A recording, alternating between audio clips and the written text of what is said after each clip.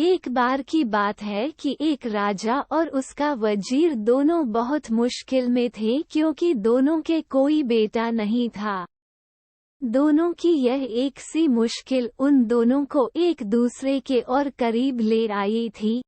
वे एक दूसरे के साथ ही में खुश रहते। दोनों अलग अलग तो बस कभी कभार ही दिखाई पड़ते। जहाँ राजा रहता वहीं उसका वजीर भी रहता और जहाँ वजीर रहता राजा भी वहीं मिलता। एक सुबह वे दोनों जंगल में शिकार करने गए। वहाँ उनको एक साधु मिल गया जो आग के सामने उखड़ूं बैठा हुआ था। लगता था कि वह पूजा कर रहा था क्योंकि उसने आने वालों की तरफ देखा ही नहीं। राजा बोला, चलो चलकर इससे बात करते हैं। हो सकता है कि यह भला आदमी हमारा कुछ काम कर दे। सो दोनों ने उसके सामने लेटकर उसको प्रणाम किया और अपना दुखड़ा रोया। सिर नीचे झुकाए झुकाए ही साधु बोला, तुम दुखी मत हो। तुम लोग दुखी बिल्कुल मत हो। लो ये 2 आम ले जाओ, एक आम तुम अपनी पत्नी को खिला देना और ये दूसरा आम दूसरे की पत्नी को खिला देना।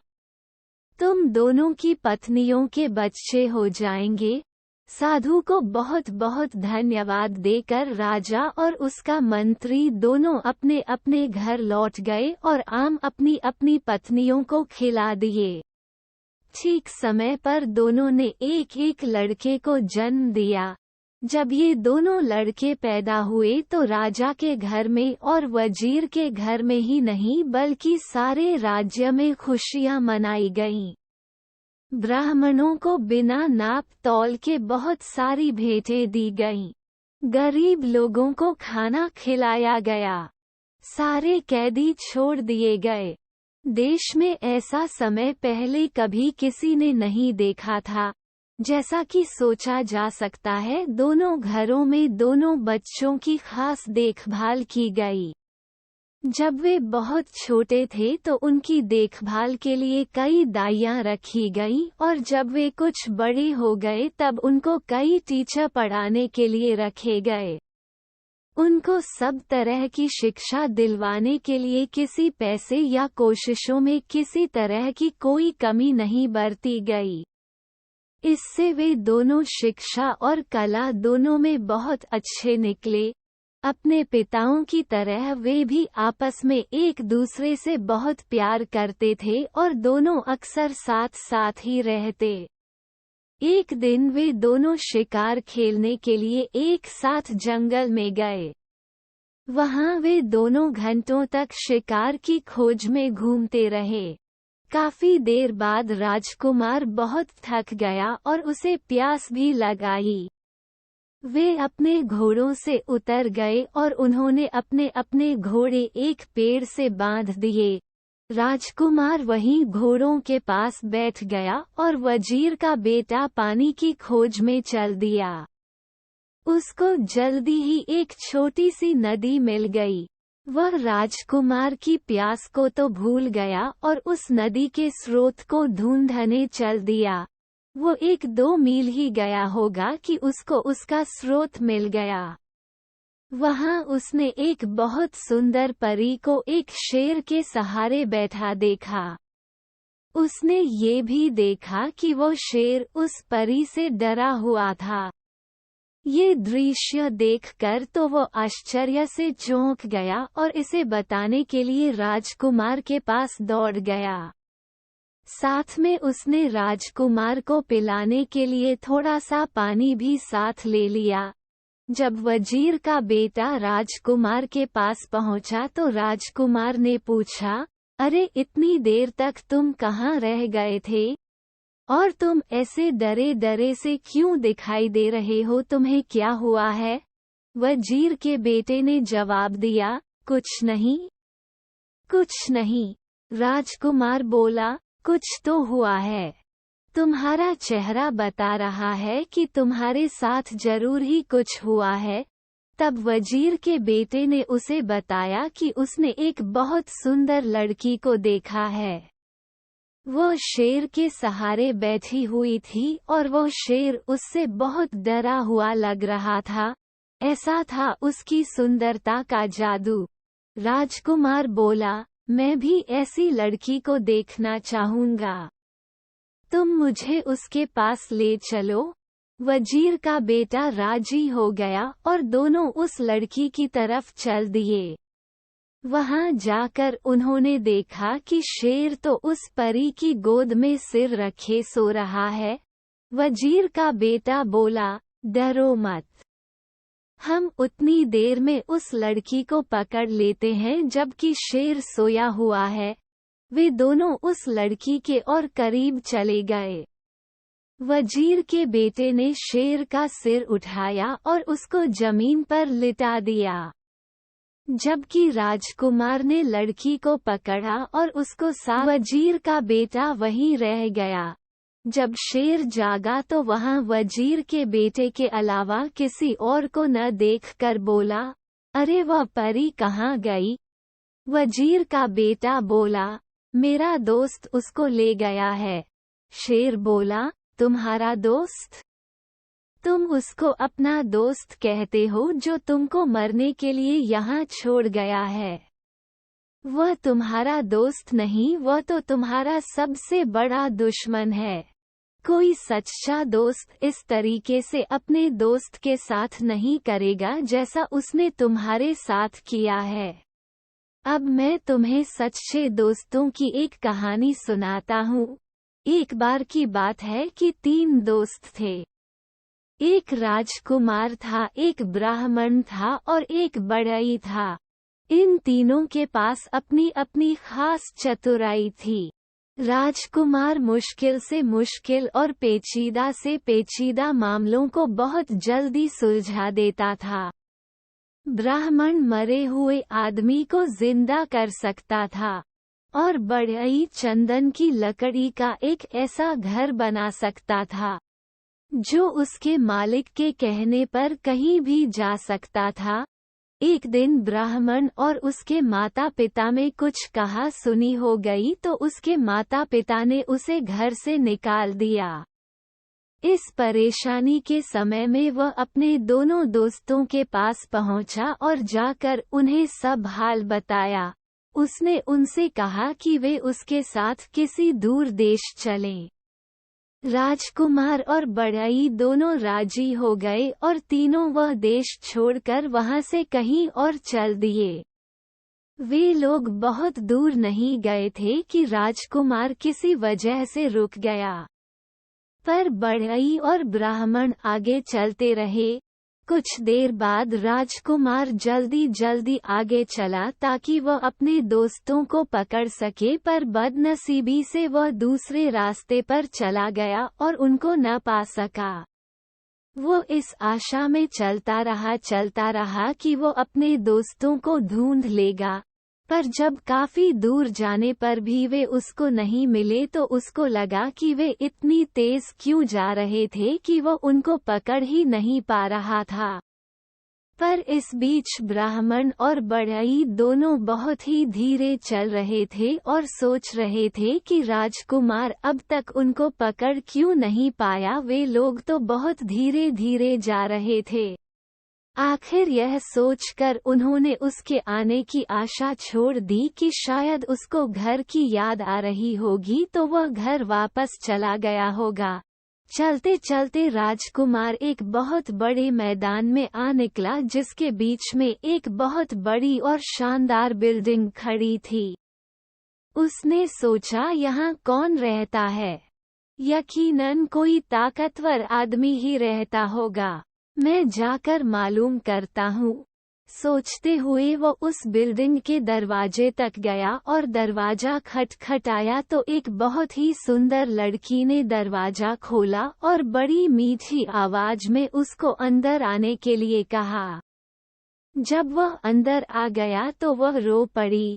राजकुमार ने उससे उसके रोने की वजह पूछी तो वह बोली, तुम्हारी सुंदरता और तुम्हारी जवानी देखकर मुझे तुम पर दया आती है। अनजाने में ही तुम अपनी मौत के मुंह में आ फंसे हो। तुमने यहाँ आने से पहले यहाँ के बारे में जानने की कोशिश क्यों नहीं की? क्या तुमको पता नहीं कि यहाँ एक राक्षस रहता है जिसने कई मीलों दूर तक के सारे आदमियों को खा लिया है? अफसोस, अब तुम्हें मैं क्या बताऊं? मुझे डर है कि वो तुम्हें भी खा जाएगा। राजकुमार बोला, नहीं नहीं, तुम इतनी नाउम्मीद न हो। धीरज रखो, मुझे उसके बारे में कुछ बताओ तो शायद मेरी जान बच जाए। वह लड़की सिसकते हुए बोली, पर मुझे पता नहीं कि मैं तुम्हारी सुरक्षा के लिए क्या करूं। फिर वह उसको मकान के पीछे वाले कमरे की तरफ ले गई और उसमें रखे एक बड़े बक्से में उसको बंद कर दिया और उससे बोली, अब तुम यहाँ तब तक चुपचाप रहो जब तक मैं यहाँ दोबारा आती हूँ।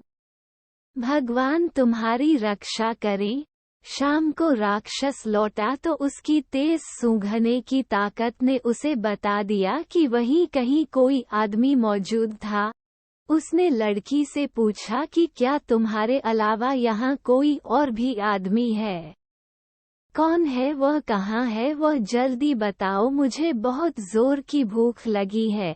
लड़की बोली, लगता है आज तुम्हारी तबीयत ठीक नहीं है। यहाँ कोई आदमी नहीं आया। तुम क्या समझते हो कि यहाँ आने की कोई हिम्मत करेगा जो सारी दुनिया के लिए भयानक है? ये सुनकर राक्षस चुप हो गया। स्त्री ने देखा कि उसके शब्दों का असर उस पर हो गया है तो उसकी हिम्मत और बढ़ गई। उसको उससे मजाक सूझा तो उसने उससे उसकी जिंदगी के बारे में कुछ और जानना चाहा। वह बोली, तुम मुझे रोज इस घर में अकेला छोड़ जाते हो, और जब तुम चले जाते हो तो मुझे यही पता नहीं होता कि तुम कब वापस लौटोगे। कभी कभी मुझे लगता है कि शायद तुम कभी वापस नहीं लौटोगे, और तब मैं सोचती हूँ कि मैं किधर जाऊंगी, क्या करूंगी। तुम्हारी वजह से लोग मुझसे नफरत करते हैं तो मुझे लगता है कि किसी दिन वे मुझे मार देंगे। तुम ही मुझे बताओ कि क्या मुझे डरने की कोई जरूरत नहीं है? राक्षस बोला, प्रिय रो मत, तुम्हें डरने की कोई जरूरत नहीं है, क्योंकि मैं कभी नहीं मरूंगा। फिर उस बिल्डिंग के एक बहुत बड़े खंभे की तरफ इशारा करते हुए वह बोला, जब तक ये खंभा न टूट जाए मैं नहीं मर सकता। पर यहाँ कौन है जो ये बात जाने? अगली सुबह जैसे ही राक्षस बाहर गया वह लड़की गई और उसने राजकुमार को आजाद कर दिया और उसको रात वाली सारी बातें बता दी। राजकुमार ये सब सुनकर बहुत खुश हुआ। वह बोला, बस यही समय है, मैं इस खंभे को तोड़ देता हूँ और उस राक्षस को मार देता हूँ। ऐसा कहकर उसने खंभे को मार मार कर तोड़ दिया जब तक उसके सैकड़ों टुकड़े न हो गए। ऐसा लग रहा था कि राजकुमार की हर चोट सीधी राक्षस पर पड़ रही थी, क्योंकि जैसे ही वह खंभे को मारता था राक्षस बहुत जोर से चिल्लाता था। जब खंभा टूटकर गिर गया तो राक्षस भी मर गया। अब राजकुमार उस सुंदर लड़की के साथ उस घर में रहने लगा। आसपास के लोग उसका राक्षस को मारने के लिए धन्यवाद करने के लिए आए। उसके बाद उस देश में शांति और खुशहाली छा गई। आसपास की जमीन में फिर से खेती होने लगी। गांव बसने लगे। वातावरण में लोगों की हंसी और संगीत गूंजने लगा। पर सच्ची खुशी हमेशा के लिए तो नहीं रहती। एक दिन वह लड़की अपने घर की एक खिड़की के सामने अपने बाल संवार रही थी। बाल संवार कर कंघी उसने खिड़की की दीवार पर रख दी कि एक कौवा वहां आया और उस कंघी को लेकर उड़ गया। वो उसको बहुत दूर समुद्र के पास लेकर उड़ गया और वहां जाकर उसको पानी में गिरा दिया। वहाँ उसको एक बड़ी सी मछली ने निगल लिया और इस मछली को इत्तफाक से एक मछियारे ने पकड़ लिया। उसने देखा कि मछली बहुत बढ़िया थी, सो उसे वह राजा के महल में राजा के खाने के लिए दे आया। जब रसोइया मछली साफ कर रहा था तो उसको उसके पेट में एक कंघी मिली। उसको ये बड़ा अजीब सा लगा, सो वो उसको राजा के पास ले गया। राजा ने जब वह कंघी देखी तो उसने उसके मालिक से मिलने की इच्छा प्रकट की। उसने चारों तरफ अपने आदमी भेजे कि वो उस कंघी वाली का पता लगा कर लाएं, और उसको बहुत बड़ा इनाम देने का वायदा किया जो उसे उसके पास लाएगा। कुछ समय बाद एक स्त्री मिली जिसने कहा कि वो उस कंघी को पहचानती है, और उसने यह वायदा भी किया कि वो उस कंघी की मालकिन से राजा को मिलवा देगी। वह राजकुमार की पत्नी से मिली और बहुत जल्दी ही उनके परिवार में घुल मिल गई। इतना ही नहीं बल्कि उसको घर में रहने के लिए भी बुला लिया गया, जो उसने तुरंत ही स्वीकार कर लिया। उसने देखा कि जब तक राजकुमार जिंदा है तब तक वह अपने उद्देश्य में सफल नहीं हो सकती, तो उसने राजकुमार को जहर दे दिया और हकीम को रिश्वत देकर उसकी पत्नी से ये कहलवा दिया कि वो अपनी मौत ही मरा है। उफ! राजकुमार की पत्नी तो राजकुमार की मौत पर बहुत दुखी हुई और बहुत रोई। उसके इतना दुखी होने पर तो लोगों को लगा कि वह तो मर ही जाएगी, पर उसने उसकी लाश को नहीं छोड़ा। उसने उसको एक मजबूत बक्से में बंद करके अपने प्राइवेट कमरे में रख लिया। उसने अपने पति से उसके 2 दोस्तों के बारे में अक्सर सुना था कि वे क्या कर सकते थे। उसको यह आशा थी कि एक दिन वह उनसे जरूर मिलेगी और अपने पति को जिंदा करवा लेगी। जैसे ही उस स्त्री को मौका लगा, उसने उस लड़की को उसका घर छोड़ने के लिए और अपने साथ रहने के लिए कहा कि वहाँ तो वह काफी परेशान थी, कुछ दिन वह वहाँ से कहीं दूर रह लेगी तो उसको थोड़ी शांति मिल जाएगी। लड़की राजी हो गई और उसके साथ चली गई। अपने घर आते ही उस स्त्री ने राजा को खबर की कि वो अपने उद्देश्य में सफल हो गई है। राजा वहां आया और उस लड़की को जबरदस्ती अपने महल ले गया और उससे प्रार्थना की कि वह उसके साथ उसकी रानी बनकर रहे। लड़की बोली कि वह उससे शादी तो कर लेगी, पर उसको 6 महीने का समय दिया जाए, क्योंकि उसके पंडित ने उससे ऐसा करने के लिए कहा था।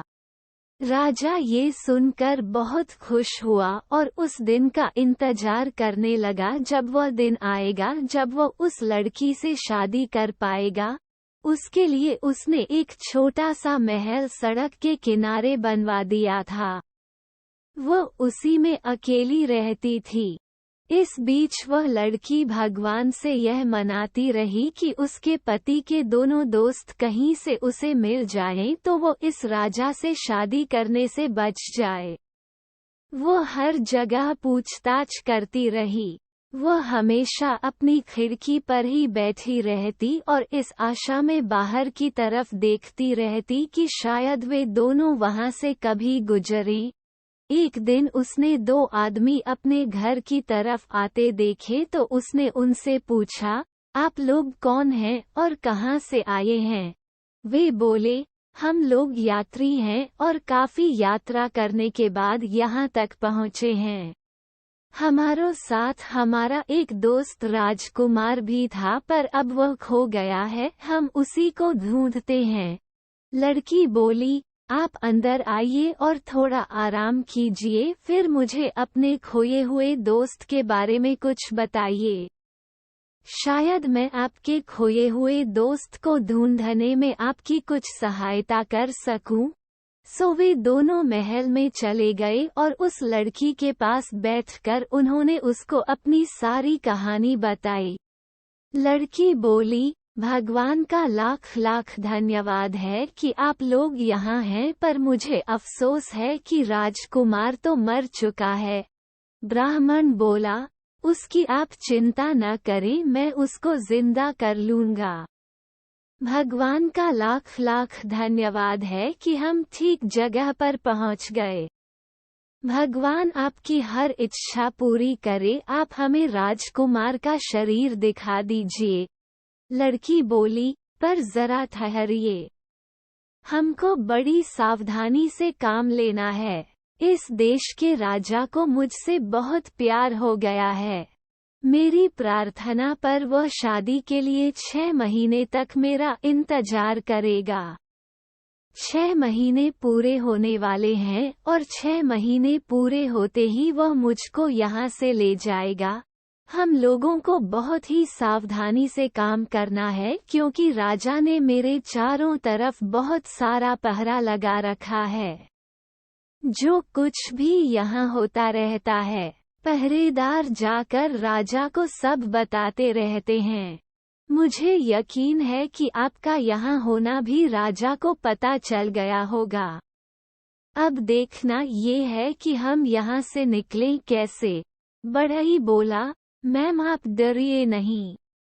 अगर आप मुझे जरा सा चंदन की लकड़ी का टुकड़ा ला दें तो मैं उससे एक ऐसा महल बना दूंगा जो उसके मालिक की इच्छा पर इधर से उधर आ जा सकेगा। लड़की बोली, ठीक है, मैं देखती हूँ।